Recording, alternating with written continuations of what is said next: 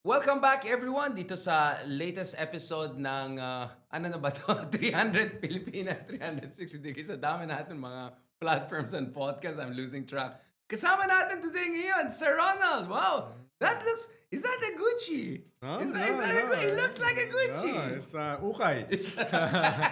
Ako nag-double Gucci ako para dapat, lang. dapat kami magsabi na welcome back. Welcome. No, dahil ang tagal mo na wala. Where have you been hiding? No? Sir, nagpapalamig na nga. Katulad ng sinabi ko, literally, nagpapalamig kami. Yung pala, yung sound pala namin, okay naman. Wala ka rito ng mga defining battles? No? Meron Where ba? were you? para naman wala, Sir Ronald. No, honestly, Sir Ronald, how close did we come to the precipice? Did we gaze into the abyss, to be honest? Yeah, and the abyss stared back. Stared back. and blinked. And blinked, Sir Ronald. It was a close call. It was a close call. Ang sayang, sana yung government maximizes the opportunity, maximizes the breathing space they got from staring at the abyss. No? Right.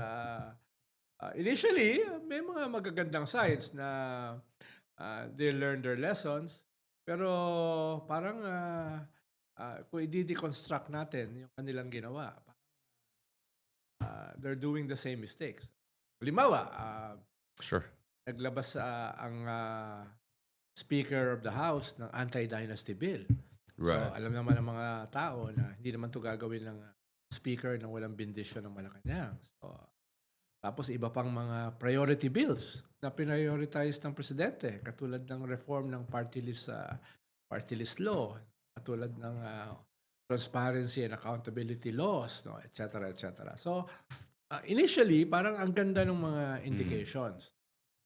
Yung ICI, yung reform ng budget, open, transparent budget, etc. Pero ngayon, ano nangyari sa ICI? Mukhang matitira lang si Andy Reyes. No? Dahil paalis na rin yung tao ng Pero SG. hindi kaya natural death cycle na yan kasi may ombudsman ka ng matino eh. Baka ma-fold in na lang to. Ang problema, binild up mo yung ICI eh. Mm. Binild up mo eh. Tapos ngayon, parang in limbo siya. At yung mga umalis na medyo bitter dun sa kanilang experience sa ICI. Si Singson, Mayor Magalong, yeah. etc. So, ikalawa, itong budget, gusto mo sana na naiiba doon sa previous budget. Nakita mo, yung speaker, yung appropriations head, yung kapatid ng head ng appropriations, sila ang pinakamataas dito sa mga insertions. So, ibig sabihin, ang tingin ng mga tao, so what's the difference? Tapos itong much appreciated anti-dynasty bill, hindi naman pala anti-dynasty. Mukhang consolidation ng dynasties, yung laman. So kung hindi nila ito aayusin, ASAP, sasabog sa mukha nila ito. Sasabog sa mukha nila ito. At dahil sasabog sa mukha nila, sasabog din sa mukha ng presidente. Sayang, baka akala nila itong breathing space na ito will last. The crisis remain. Right. Parang time out lang ng konti. Yes, it's just a break. Right. Early next year, mararanasan nila yung depths ng crisis. No? Na economy will be bad. No? Outrage will continue. Institutions will be greatly weakened. Diba? And forces who will maximize this crisis are just waiting on the wings. Right. No? The vultures are still hovering around. Yes. Yan ang mararanasan nila next year. No? At mukhang hindi sila naghahanda at this point. At para pang ang naging bahagi talaga sila nitong crisis na nag-unfold. Imbis na maging solusyon. Okay, so pag-usapan natin, ano yung mga low-hanging fruits or ano yung mga feasible, reasonable na pwedeng gawin, whether on the anti-dynasty bill, kasi hindi naman mag-harakiri ang itong kongreso na to. So, ano yung feasible na pwede i-push ng presidente na palatable sa dynastically dominated kongreso? And then at the same time, on the ICI, what should be the natural life cycle here? Should it be incorporated into ombudsman Or should we push with an independent People's Commission na katulad nung anti-corruption body sa Indonesia dating, KPP or something like that? I mean, what should be the minimum that the president should offer? Hindi pa naman tapos ang taon. For us to have some hope of hindi performative pero substantial reform over the horizon. Yung una nilang deadline Right. na December 15. Ay, medyo lumabas. Kakasuhan na nila yung mga big fish. Yung sarili nilang timeline na before Christmas Mga diskaya, hindi ba? magpapakulong sila. Mga diskaya, hindi. Wala pa. Hindi pa na kukulong yung mga yon, no? So, yung sarili nilang timeline gawin nila. At hindi lang mga contractors, mga senador at saka kongresista. No? Ikalawa, itong ICI nila. Linawin nila, ano ba talaga ito? No, ang sabi ni Ombudsman Boyeng Remulla, 1 to 2 months na lang ay i-fold out na yan. Anong ibig sabihin nun? Ngayon lang lumabas yung budget na 40 million. No? Tapos paalis na yung isa pang member ng ICI. No? Tapos yung mga umalis ay mga icons. No? Like Mayor Magalong and Babe Singson. So, ang natira, yung naglabas ng placard na what the world needs now is love. Is love. So, yeah. Baka damihan nila. Oo, no? Tapos itong bills, gawin na nila, i-certify na Pero nila. nag-auction sila, di ba? In-auction nila yung mga kotse ng mga Lamborghini, yung mga gusto natin kotse Yung BOC, no? Customs. No? So marami pang pwedeng gawin. Yung pala. Kung yung all-of-government approach. No? Pero where's the beef? No, yun ang hinahanap ng mga tao. No? Where are the big fish? Tapos itong strengthening ng ICI through 2 bills. Halimbawa, yung kay Laila de Lima para magkaroon ng IPIN, itong investigation body na ito para magkaroon ng subpoena powers. No? Nasa na yan? Priority bill pero nasa na siya? Sana i-certify mo na lang as urgent itong mga bills na ito. No? Tapos itong nakikita nating mga insertions ng leadership ng House. Tayo, no? Pwedeng on their own, tanggalin na nila. Di ba? Tanggalin na nila. Sila na mag-set ng example. Madali namang gawin yun eh. Madali namang gawin yun. At mukha namang hindi sila naghihirap. Tapos diba? na election, di ba? Tapos na rin election. Hindi na election year next year. Ngayon, ang kinakaharap nila is a re-enacted budget. Which will reflect badly on them. That means they're okay with the worst budget ever. Yes, hindi lang mag-reflect badly sa kanila.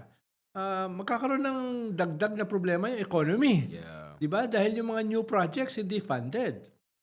So, pangit na nga yung economy, no?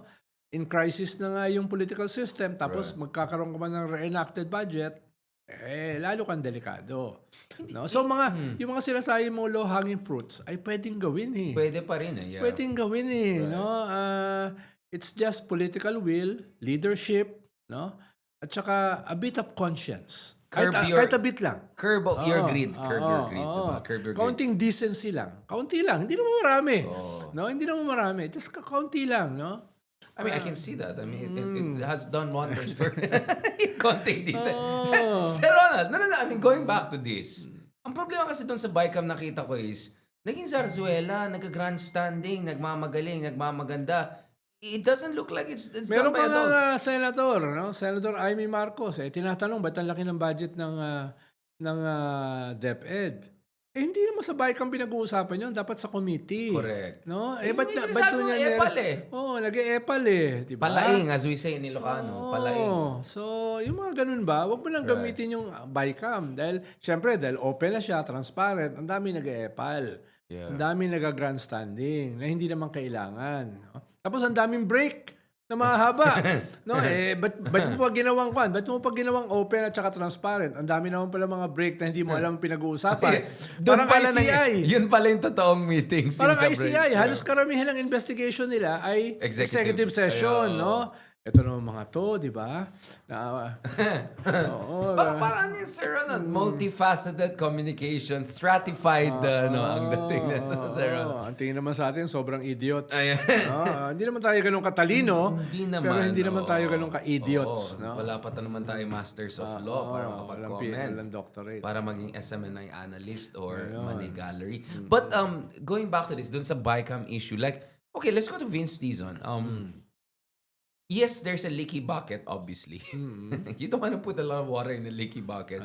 Ibig sabihin, yung DPWH, ang daming scandal, ang daming corruption, ang daming mga scalawags. You don't want to give them too much budget. But if you also don't give budget to DPWH, one of our biggest department, magko-contract yung economy kasi yung government spending, yung G dun sa GDP, ay napakalaki yung government spending. If walang mangyari dyan, you will lose trillions in foregone productivity. Yes. Lalala itong GDP growth rate slowdown natin eh.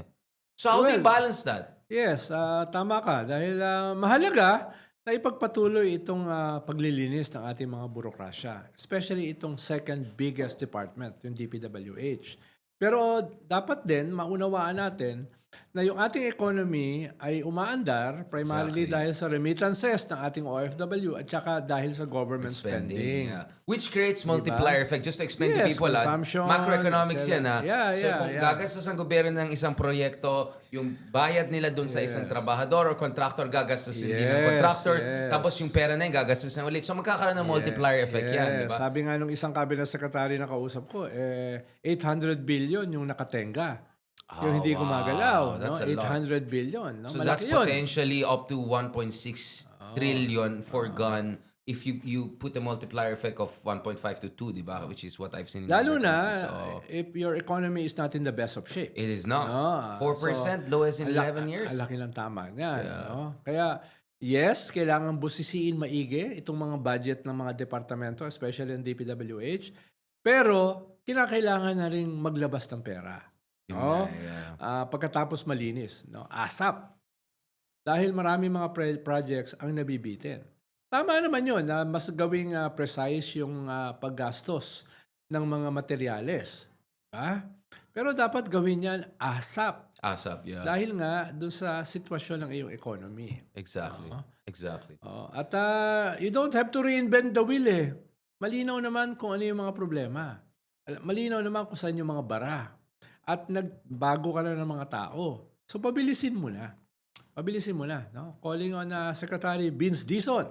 No? Di ba, bata mo yan? Usek mo yan dati? That was a lifetime ago. Ay, sure. That was a lifetime ago. Parang a lifetime ago, kilala rin kita as a junior staff sa isang NGO na tahimik na tahimik. Tapos ngayon, ang ingay-ingay mo. Hindi, Sir Ronald. Hindi ako tahimik. Hindi mo lang kami pinapansin. Tapos nung medyo sumikat ako, ikaw naman hindi ko pinapansin. Correct. Tapos ngayon. Hindi na kita ma-reach. Tapos ngayon, nagbubulyan na lang tayong dalawa. But, Sir Ronald, going back to you, isn't the better metaphor here is yung parang umaanda rin kotse mo, pero inayos mo pa rin yung tire. Parang basically ganun. Like, you spend while you're cleaning up the PWH, firing yung mga scalawags, yung mga district engineer na mga, alam mo naman, yung mga Bulacan Boy style, yung mga ganun. You have to do double time, Ako, basically. hindi pa nga ganun ang analogy ko eh. Ano analogy mo? Analogy ko. Kinakabahan ako eh. Ay, lumilipad ka sa isang eroplano. Ayun, di. Habang inaayos mo yung... Yung wings and all. yung engine, etc. Habang lumilipad ka. Pag hindi mo naayos, magka-crash landing ka. At least yung kotse, pag hindi mo naayos, Ay, oo nga, titigil lang. Tama. Ito, pag hindi mo naayos, magka-crash. So, di ba may backup engine yung airplanes, di ba? Oo. So it makes sense. Technically speaking, engineer ka rin pala sa Ronald. Ganda na mga analogies natin. Oo. I mean, I wanted to talk about Formula 1, pero baka sabihin nila elitista ako masyado. But Sir Ronald, so going back to this, is BBM really in a position, does he have the political capital to even pressure the Congress and the Senate to come clean on the anti-dynasty bill, on the ICE? Kasi papunta na daw sa lame duck years or heavily weakened na siya dahil yung approval rating niya is low. You know how the power of the president in the Philippine system. How powerful is the Filipino president, even in his final years? From your experience with Pinoy, for instance, President Pinoy, God bless his soul. Well, yes and no. Yes, ay humihina siya. Dahil yung past 3 years, ang dami niya mga problema na hindi na resolve. Nawasak nga unit team. Nagkaroon ng major scandal sa budget, sa usapin ng corruption, sa sarili niyang gobyerno. Ang daming natanggal. Ngayon lang ako nakakita ng Senate President at saka Speaker na natanggal almost at the same time. Yeah. Dalawang executive secretary na natanggal, isang budget secretary. no? Tapos umaabot na sa kanyang doorstep itong sarili niyang nilunsad na mahiya ka namang campaign. Right. No? So talagang tapos yung approval rating niya ay record low. So kailangan talaga na mag-scale up siya. Pero the powers of the presidency It's still is there. huge Yeah, it's in still our there, political system. Yeah. No? Kung hahawakan niya yung the bull by its horns, marami pa siyang pwedeng gawin. No? Marami pa siyang pwedeng gawin. Dapat hindi lang siya chill katulad mo. Ikaw chill ka lang eh. No? So, kailangan talaga ay tignan niya ito as a crisis. At as a crisis, kinakailangan ng leadership. No? More than at any other time. At yung leadership, kailangan gamitin mo para yung gobyerno mo ay mag-level up. Halimbawa, mag-cabinet revamp ka na. Tagal ng overdue niyan eh. Ang dami mga tulog na kwan dyan eh ng mga cabinet secretary, paltan mo na. Yung mga cabinet secretary na hindi nagle-level up, hindi ka dinedepensahan, at hindi nagde-deliver But ng who would goods. join at this point? I mean, patapos ng admin, not very popular. Ibang Si Ronald Llamas pa, papasok sa... ibang usapin yun. No? Pero tingin ko marami pa Do naman you think dyan. there are people are willing to Yeah, help? with 120 million population, tingin ko meron naman May dyan mahanap mga, ka naman. meron naman dyan mga chaotic na ang tingin ay we have to save the system. No? Yeah. Oh, marami naman dyan mga siraulo na willing to sacrifice themselves, no, for Para the sa greater, bayan. for the greater good, For no. the greater good. Ganyan, no. Ang mahalaga lang hanapin. Ang kuwan ko kasi build it and they will come. Right. No, but build it first. No, build it first, no. Kaya yun, tingin ko yes and no. Malaki yung kanyang problema, weaken siya dramatically, pero the powers of the presidency is huge. No, you have to scale up, level up to the challenge, the crisis, and lead. No, lead. Before we go to the next episode, patapos na tayo sa episode na yan. Because next episode, I want to talk more about the Dutertes and then the centrist forces or the pink forces. Who are the natural allies for the president at this point in time? Because international, I can say, the US, Japan, the West is invested in this administration. They don't want the return of Dutertes. They don't want chaos. Philippines is a frontline state. Next year, ASEAN chair tayo. Many in the business sector, despite all of their yung mga kanilang mga issues, including some folks from the Makati Business Club and others, welcome the more statesman-like, the more predictable kind of policy signaling from this administration, and some of the good technocratic members we have in this administration. Is the civil society a potential ally for BBM, at least from a tactical point of view? Do you think the civil society seeking good governance reform could be an ally of the president? Or kind of a critical collaborative ally, if I can put it that way. How do you see that? Like, kasi alam natin sinong kalaban ni BBM eh. Pero ano yung, pag magpo-political map ka, sino mga potential allies niya, whether temporarily, tactically, or more substantively, which could create a coalition for change in the next 2 years before we go to the 2028 elections? Well, dalawang level yan eh. Meron kang mga civil society, including the Catholic Church, Right. na very critical sa gobyerno, pero at the same time, don't want to throw the baby with the bathwater. Right. Ibig sabihin, will defend the constitutional order. And the constitutional order is represented by the government, no matter how imperfect. So, but that could change overnight. Pero for now, no, civil society is defending the constitutional order. At least most of civil society. Right. No? So, gamitin mo yun. But you have to deliver the goods. Right.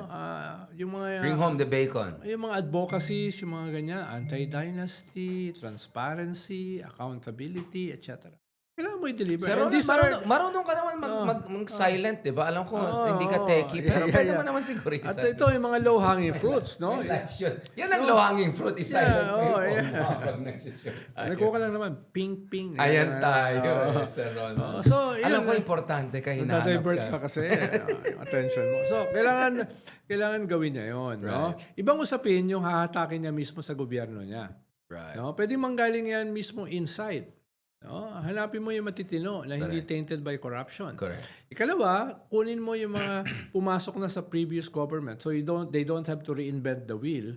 No? Na gustong tumulong para baguhin yung sistema. Pero kailangan ipakita mo na gusto mong ayusin yung sistema. Hindi papasok yung mga yan kung ang tingin nila ay house-show lang o kaya ay Performative. performative lang. So, kailangan mo ipakita. Yung burden na sa'yo eh. Na Yeah. ipakita mo na seryoso ka doon sa mahiya naman kayo campaign. Sa ngayon, ang nakikita ng mga tao ay parang hindi ka seryoso. Di ba? Kaya kinakailangan mong baguhin yon substantially. No? So you can get people from inside and outside. At yung outside, pwede mong kunin dun sa mga may karanasan na sa gobyerno.